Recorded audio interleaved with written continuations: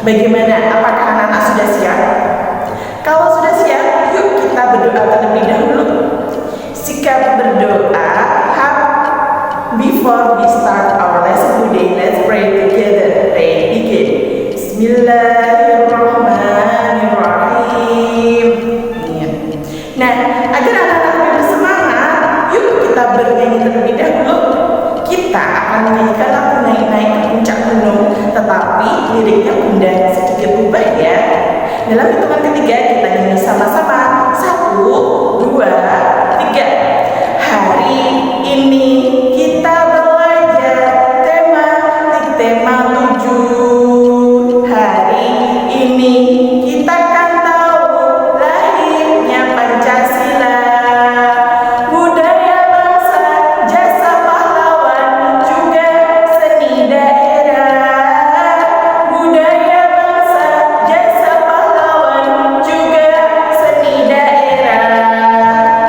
Bagaimana? Kita ulangi sekali lagi ya.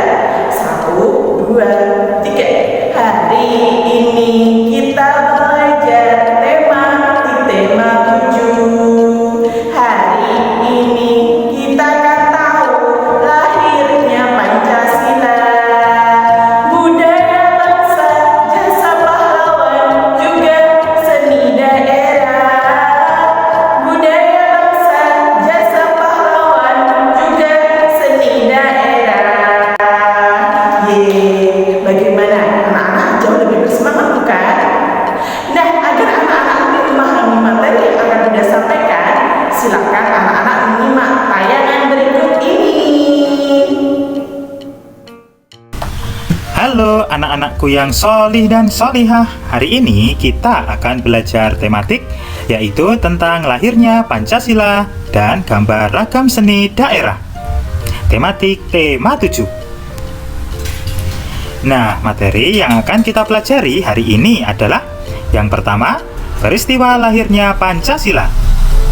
Kedua, upaya-upaya melestarikan budaya bangsa. Ketiga, cara menghargai jasa pahlawan. Keempat, gambar ragam seni daerah. Dan yang kelima, gambar batik daerah. Nah, yang pertama yaitu lahirnya Pancasila. Nah, anak-anak pasti sudah mempelajari sejarah lahirnya semboyan Bhinneka Tunggal Ika.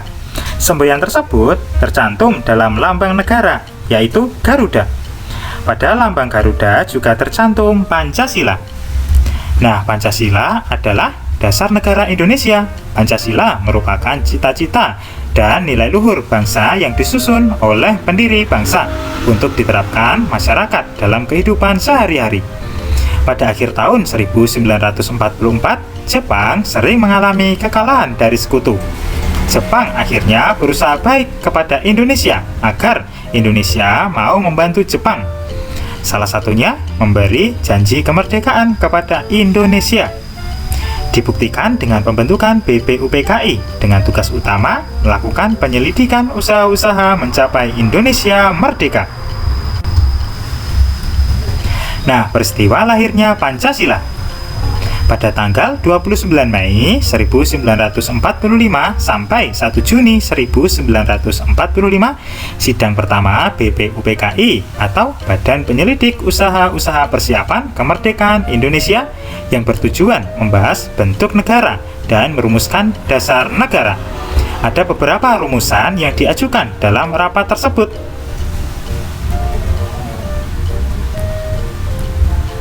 Nah, rumusan rapat BPUPKI.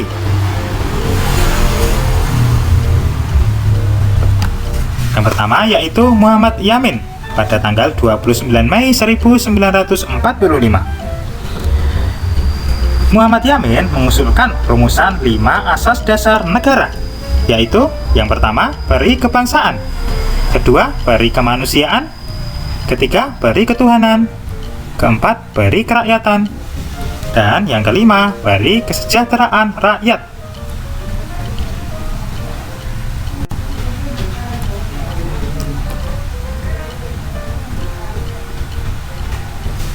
Kemudian, Profesor Dr. Mr. Supomo, tanggal 31 Mei 1945. Nah, mengusulkan 5 prinsip dasar negara Republik Indonesia dengan nama Dasar Negara Indonesia Merdeka, yaitu yang pertama, persatuan, kedua, kekeluargaan, ketiga, keseimbangan lahir batin, keempat, musyawarah, dan yang kelima, keadilan rakyat. Kemudian, rumusan rapat BPUPKI dari Insinyur Soekarno pada tanggal 1 Juni 1945. Insinyur Soekarno mengemukakan gagasan rumusan dasar negara Republik Indonesia yang beliau beri nama Pancasila, yaitu yang pertama, internasionalisme, kedua, peri kemanusiaan, ketiga, mufakat atau demokrasi, keempat, kesejahteraan sosial, dan yang kelima, ketuhanan yang Maha Esa. Nah, sidang panitia persiapan kemerdekaan Indonesia atau PPKI pada 18 Agustus 1945 menetapkan Undang-Undang Dasar 1945 termuat isi rumusan prinsip dasar negara yang disebut Pancasila. Nah, apakah anak-anak hafal Pancasila? Pancasila yang pertama, ketuhanan yang Maha Esa, kedua, kemanusiaan yang adil dan beradab, ketiga, persatuan Indonesia, keempat, kerakyatan yang dipimpin oleh hikmat kebijaksanaan dalam permusyawaratan perwakilan, lima, keadilan sosial bagi seluruh rakyat Indonesia. Nah, selanjutnya, upaya-upaya melestarikan budaya bangsa. Kira-kira apa aja anak-anak? Nah, upayanya yaitu menumbuhkan rasa cinta terhadap budaya Indonesia. Selanjutnya, menghargai keindahan budaya yang ada di Indonesia. Selanjutnya, mengoleksi karya seni rupa Indonesia. Berikutnya, merawat dan tidak merusak peninggalan sejarah dan mempelajari budaya bangsa.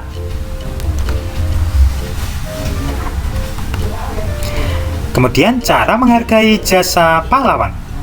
Kira-kira apa aja anak-anak cara menghargai jasa pahlawan? Nah, yang pertama yaitu saling menghormati dan menghargai satu sama lain. Kedua, memupuk semangat cinta tanah air. Ketiga, tidak melupakan jasa pahlawan. Selanjutnya, belajar dengan tekun dan memperingati peristiwa-peristiwa penting.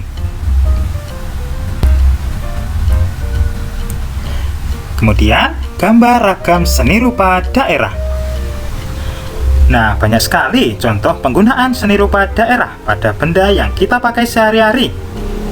Ada banyak sekali ya ternyata anak-anak ragam seni rupa daerah. Nah, contohnya yaitu seni ukir Jepara. Seperti ini anak-anak gambarnya. Contoh berikutnya yaitu seni patung Batak.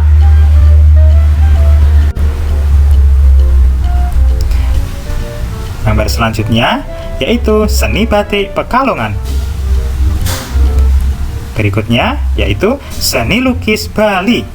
Ada banyak sekali anak-anak ragam seni rupa daerah di Indonesia. Kemudian gambar contoh batik daerah. Tentunya batik di Indonesia sangat banyak sekali ragamnya. Contohnya batik Pekalongan. Seperti ini anak-anak. Berikutnya yaitu batik Megamendung Cirebon. Selanjutnya batik Parangkusumo daerah Yogyakarta. Contoh berikutnya yaitu batik Kawung Solo. Nah, banyak sekali anak-anak ragam batik yang ada di Indonesia. Nah, itu adalah materi pada hari ini. Tetap belajar ya anak-anak. Terima kasih. Nah, bagaimana anak-anak setelah menyimak tayangan tadi? Jauh lebih paham bukan? Kita sudah mempelajari